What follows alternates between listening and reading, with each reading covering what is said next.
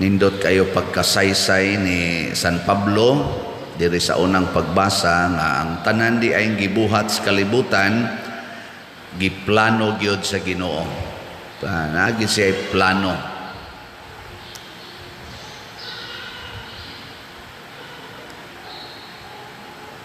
Unya kining planos Ginoo gihatagan niya og pinaka-highlight og ang highlight mao ang tao kita. Highlight ta sa planos Ginoo. Kita mao'y pinakanindot kay ngano man iyang giimprinta nato ang iyang espiritu. Mao na giingong San Pablo nya kining maong espiritu naghatag ni nato og kagawasan. Nindot no? Saman mo. Tuo mo nga naamoy espiritus Ginoo. Lingay mong tupad ing na kahibaw ka nga naay espiritus Ginoo diha nimo. Nya sa laing sulat ni San Pablo niingon siya kining maong espiritu nahibaw ni sa tanan.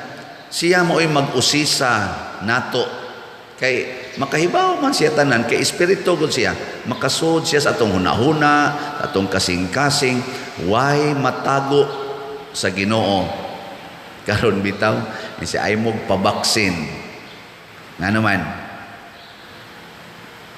kay butangan mo og kanang monitoring na kanang chips aron wa na mo'y privacy mahibaw-an na mo nasa nirong registration sa kanang mga SIM card, mga SIM cards i-register na sa mo supak wa na taan ni privacy malukit na taan ni tanan ana napagiroy ingon nga kining mga online karon mga cashless nga mga transaction sa kalibutan mauna ni ang sinugdanan nga kitang tanan mamonitor na kay mohatag na kas imong information tanan diha sa online hasta imong naong iskan ba usahay imong kamot mailhan sa imong cellphone ana igana nimo imong tingog kini kunong mga buhata mga butanga mauna kuno ni ang pagkontrol sa 666 kadtong beast plano na kuno ni tuo mo na niya makontrol na tangtanan pinaagi sa computer o sa satellite kay dunay mga taong gamhanan nga buot mo control sa kalibutan o kitang tanan himuon nilang murag mga robot nga ila na lang tang palihok-lihokon pinaagi ni ining mga kaning number nga 666 niya kaning tanan dadon kunutas impierno ana tuo mo dili tubag kisay mo tuo ta sa kamot ako tuo ko bitaw mo tuo gyud ko nga naman makahimo gyud ana ang kalibutan pero ang akong gituhuan nga labaw pa ana nga niya ang espiritu sa Ginoo dugay na niyang gi-imprinta nato niya na nato gauna ang Espiritu Santo nya kanang mga chips kanang mga control sa kalibutan kana tanan pulos ra gid na paras lawas pero di na makahimo sa atong pagkontrol sa atong kalag kay ang Espiritu Santo nga gibutang nato espiritu sa kagawasan dili kaulipnan freedom dili slavery na karon kinsa man ang tao nga madaan ng kanang ilang ingong 666 kinsa man ang mga tao nga nahigugma sa lawas kana pero ang mga taong nahigugma sa kalag, sama nila ni Mama Mary, Jesus, nila sa mga santos, San Pedro Calungsod, Lorenzo Ruiz, nga nahigugma sa kalag, wa mahigugma sa lawas, di mada sa 666. Di gid mada. Freedom. Nya kamo lingi ay mong tupad na kisa may imong gihigugmaron, imong lawas o imong kalag. Sige.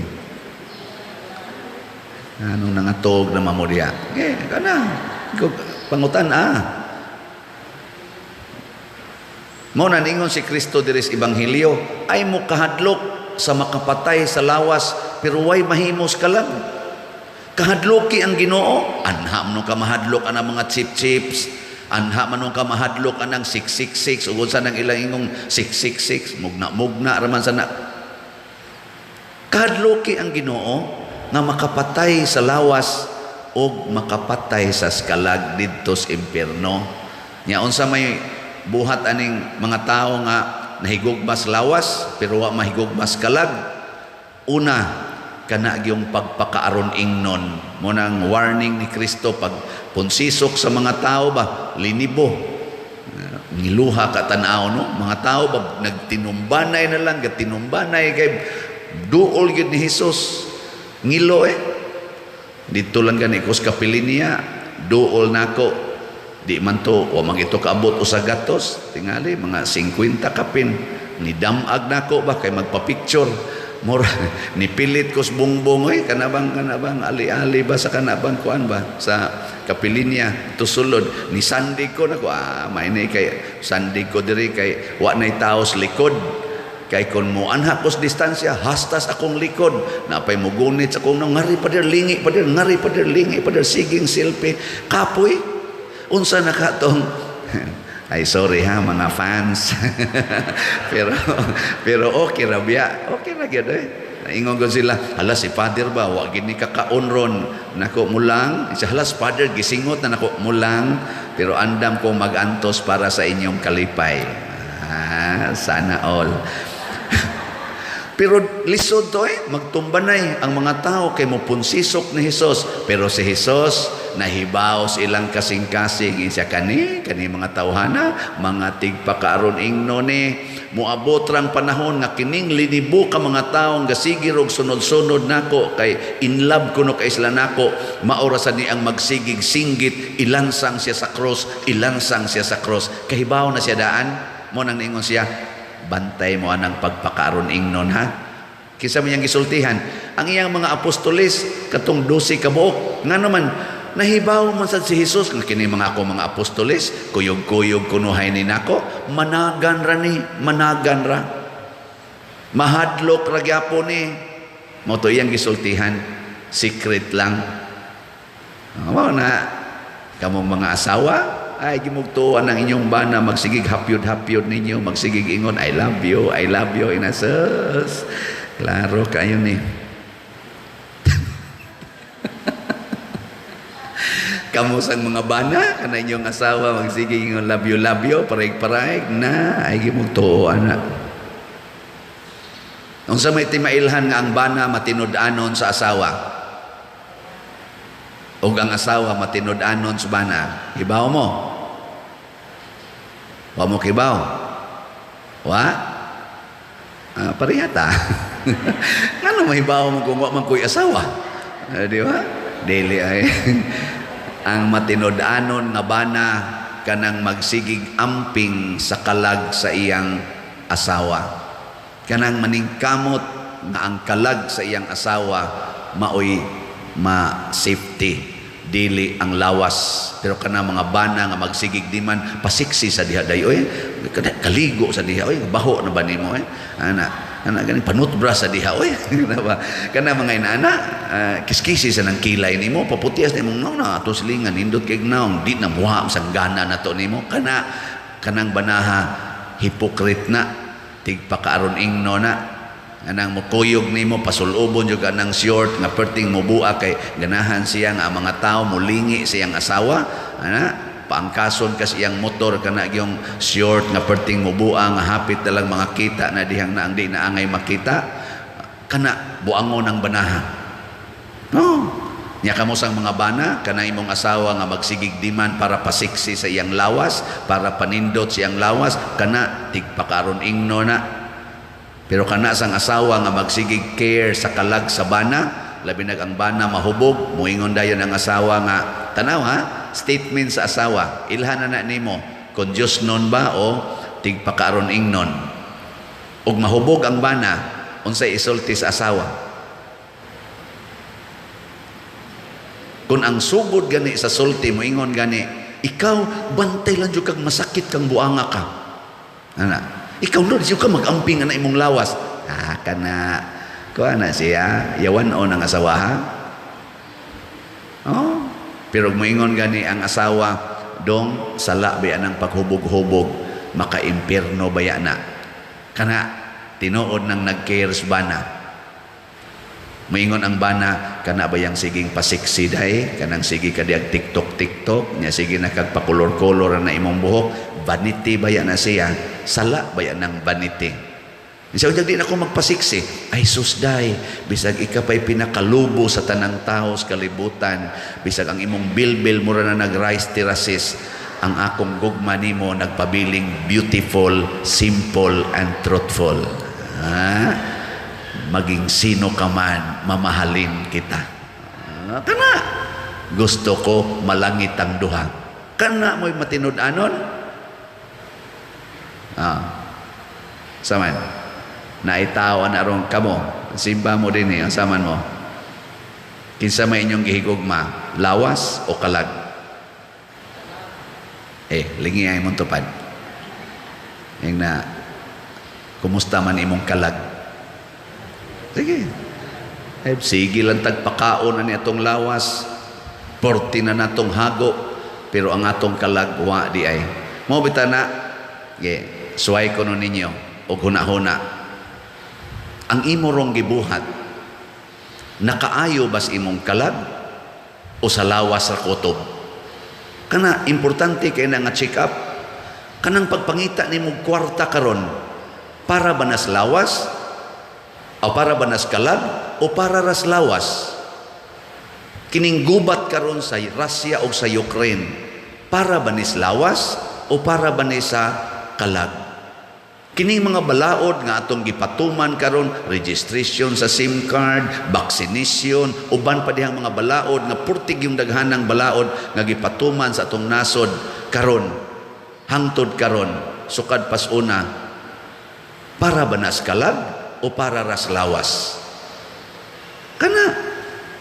Kanang atong pag-declare nga pwede nang magminyo ang lalaki o lalaki, babae o babae, pwede nang mag-abortion, kanang imong paglimit sa imong pagpanganak, siging inom anang pills, taod anang mga kondom, mga ayude, pagpalaygit, pagpabasiktomi, unsa man na, para na sa imong kalag o para sa imong lawas? Kana, masan akong ipangutanas akong kaugalingon, kining akong pagpari, para ba ni sa akong kalag o para sa lawas? Kining akong pagpamaligyag slat, para ba ni sa kalag o para ba nis lawas? Ano ba? Kana inyo sang pagpalit og slat, para ba nas lawas o para sa kalag? Ito ba? Para sa kalag? Congratulations. Pero kung nipalit lang ka, kay gusto kang mudaghan imong kwarta, kay mudaghan ra ba sa gyud, kay muhatag man ang Ginoo og baos, nayuban ginegosyo sa nang pagpanghatag, manghatag ta kay ibaw sa Ginoo nato 100-fold. Buangon ka. Ang gusto sa Ginoo muhatag ka nga way paghuna-huna nga dunay mubalik. Kay nga naman automatic man na nga tagaan kaniya, nganong imo pa man ang huna-hunaon, nganong kana pa may imong ibutang sa imong huna-huna nga ang Ginoo nag-amping naman nimo. Hasta gani kuno ang mga buhok sa atong giihap niya kay ingon ana siya kasuod nato. Misud siya sa atong kaugalingon, nganong maghuna-huna pa man kana, mupalit kog slat kay para naay grasyang moabot, mupalit kog slat para maayo ko sa akong sakit. Buangon ka. Wa ka mutuong ang Ginoo mas nag-care pa nimo sa imong lawas o kalag kay kanimo mismo. Kita man tay care kayo kanang imong pagpatina sa imong buhok, giguba nimong imong buhok. Kanang imong pagpausab anang kaputi sa imong naong, giguba nimong imong naong. Kanang pagsige nimo inom anang mga soft drinks o mga toxic na mga pagkaon, hilig ra ba sa kuana? Giguba nimong kreasyon sa Ginoo ang imong mga immune system. Kanang imong pagkakuwang sa tuog, kay sige na lang kag tan-aw ng cellphone or sige na lang ka na imong negosyo, giguba nimong imong kaugalingong lawas. Kanang sige nimong pagpangaway anang imong bana, kasilos sa imong asawa, giguba nimo imong pamilya, wa kay take care minus kay tag care. Pero ang Ginoo sige gyud amping nato, sige amping. So ayaw na lang diag pamasin. Unsa man mopalit kog slot kay ngano man ako ning pasalamat sa Ginoo. Mao ni akong pagpakigsuod sa Ginoo nga naghigugma nako. Ana, mo trabaho ko kay mao ni ang sugo sa Ginoo, dili lang ni para sweldo. Mo eskwela ko, magpaka-bright ko, hutdo nako akong panahon, i-focus nako ang akong hunahuna sa akong pagtuon, dili aron mahimo kong summa cum laude, kung dili aron magamit nako ang gasa sa intellectual capacity nga gihatag sa Ginoo isip akong pagdaig og pagpasalamat niya. Nya human ani kung daghan akong makatunan, ialaga dayon nako sa katawhan kay mao nay sugo niya. Bahala nagdumtan ko, bahala nagsawayon ko, basta mo alagad ko sa way pagpangayog baos. Pastilan og mao pa nay atong hunahuna kitang tanan pagkamalinawon sa kalibutan. No? So importante kaayo matud pang Kristo, bantay gyud ang inyong gugma. Ayaw gyud higugmaa ang lawas, higugmaa gyud ang inyong kalag. Na unsa titubag nato Salmo? Bulahan ang katawhan nga gipili sa Ginoo aron maiyaha. Kinsa man ning katawhanana? Ang mga tao nga nagsunod sa Espiritu Santo, ang mga tao nga nagmatinud-anon, wa magpakaaron ingnon, dili hipokrit, kung dili matinud-anon. Kay ngano man kanunay silang malipayon, balaan ug mauswagon.